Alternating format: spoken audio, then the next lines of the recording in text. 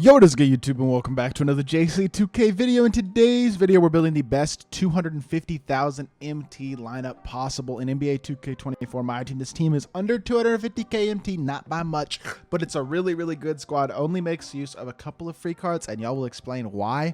I will explain why I am putting those cards in this lineup as we progress, because they're obviously two of the easier to get and more important ones in the game. And yeah, I'm excited to do this video, hopefully help out people who are starting off my team, kind of new to the mode.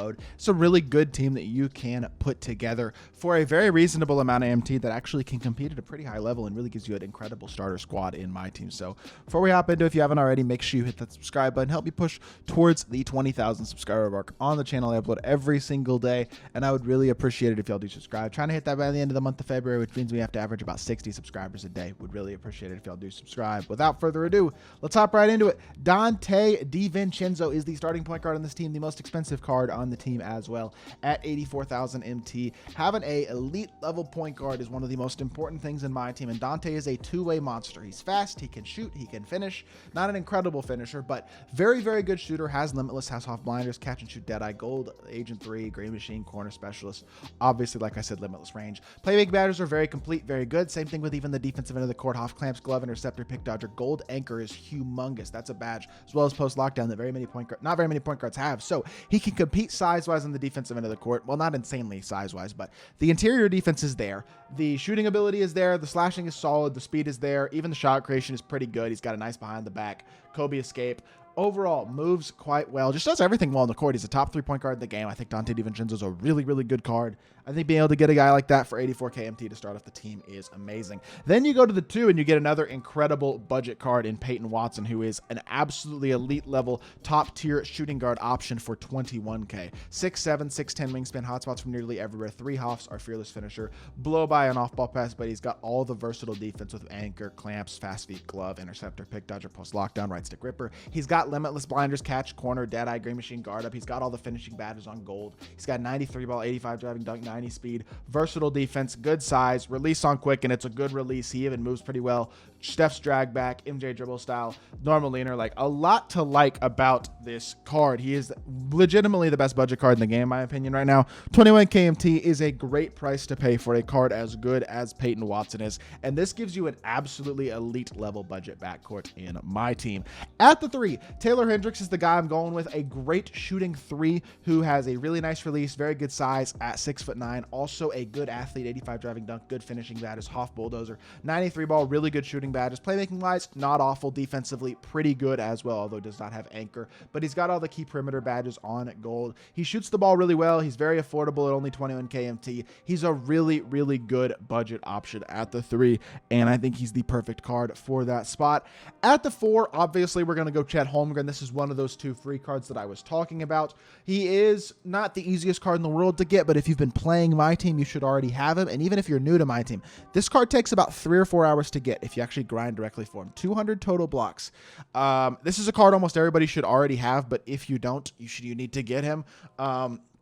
He's a great shooter. He's a great finisher, a great slasher, a very great defender, even a solid playmaker. Not an incredible playmaker, but a solid one. He's a really, really good, versatile card who shoots the ball at a very high level, slashes at a very high level, defends at a very high level, has a nice release. Just does everything you could possibly ask for pretty much out of power forward at a very high level right now. He's one of the very best power forwards in the game still to this day, and I think it is very, very fair to put him in here because he's a free card that everybody should have at this point. Now, y'all might be expecting somebody different at the center position, but it's actually Mo Bamba. I'm going Mo Bamba at center to have a budget big center who is 7 foot with a really nice wingspan, 7'10 wingspan, has the Hoff anchor, chase down artist, rise up. I understand his stats and badges don't jump off the page of you as being exceptional. This is, in my opinion, the best budget center in the game. He's got an absolutely cash money release. He's a great interior defender and a great standing dunker. That Hoff rise up is huge. I really like this Mo Bamba card. He's my favorite budget center in the game, and I think he's an amazing option at the backup 5 right there. No, I'm sorry, starting 5. Backup 5 is going, or sorry, backup 1, I should say, is going to be Anthony Anthony Black, another 21 KMT budget card. We have 4 of those guys now. Peyton Watson, Taylor Hendricks, Mo Bamba, and Anthony Black.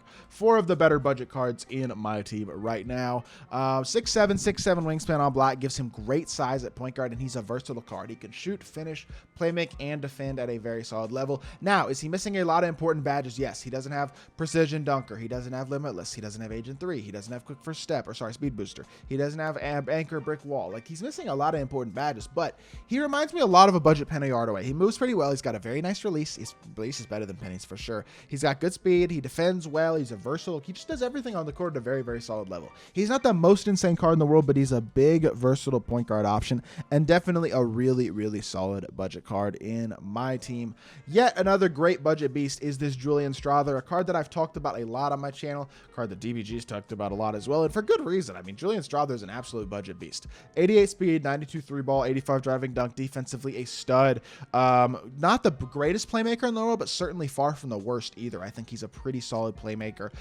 He's got a great release. He finishes the ball really well. He's a versatile defender. Even without anchor, he's a good defender at the 2. He's got an awesome, very base 3-esque release is how I would describe the way that he shoots the ball.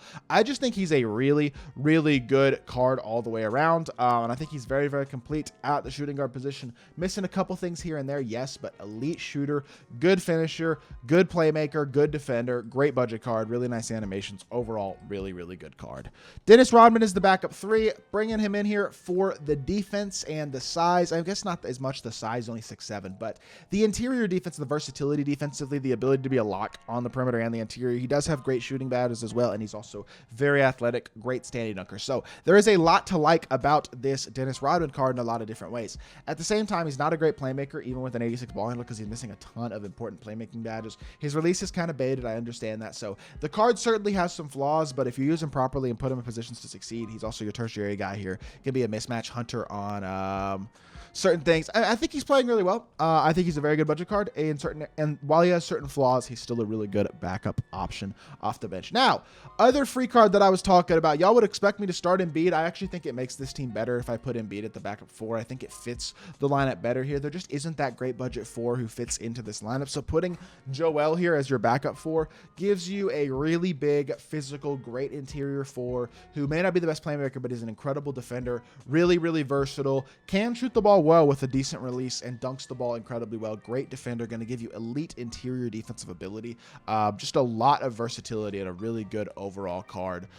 So big fan of Joel Embiid. I think he is still one of the better bigs in the game, and I think he's a great card in the at the shooting, or at the center position, I should say, in my team, but also at power forward. He's really good at power forward as well, and that makes him an absolutely elite option here because I think he fills that spot really well. Because honestly, a guy like Marcin Gortat, who is the backup center here, fits better at the center position. He's not super fast. He doesn't have the perimeter defensive ability, so being able to put a guy like Embiid, who's got more speed and more perimeter defensive ability out there at the 4 is nice because it allows a slightly slower Gortat, who is a glitched shooter and has really good shooting badges, great finisher, dunks the ball well, and defensively very solid on the interior, but not insane card. I mean, I was really impressed with this Marcin Gortat when I did gameplay with him yesterday. I thought he played great, but at the same time, I do think he fits a lot better at the center position than the power forward position, and I think this lineup right here fits together the best of anything that I could come up with. So this team costs about 245,000 MT right now, so it is not a cheap squad, but it is under that 250k MT price point. I think it is a really, really good budget squad in my team. So